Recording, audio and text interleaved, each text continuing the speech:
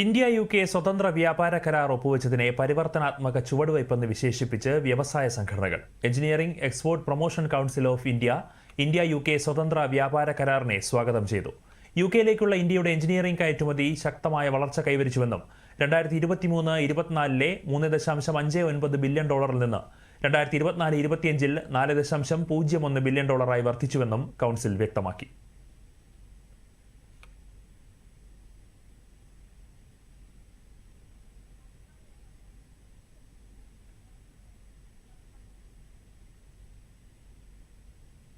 Free trade agreement that was signed between India and the UK വളരെ നല്ലൊരു കാര്യം തന്നെയാണ്. കാരണം ഇപ്പോൾ ഇന്ത്യയിൽ നിന്നുള്ള പ്രോഡക്റ്റ് യുകെയിലോട്ട് എക്സ്പോർട്ട് ചെയ്യുമ്പോഴത്തേക്ക് അവർക്ക് അവിടെ ഡ്യൂട്ടി 0% ആണ്.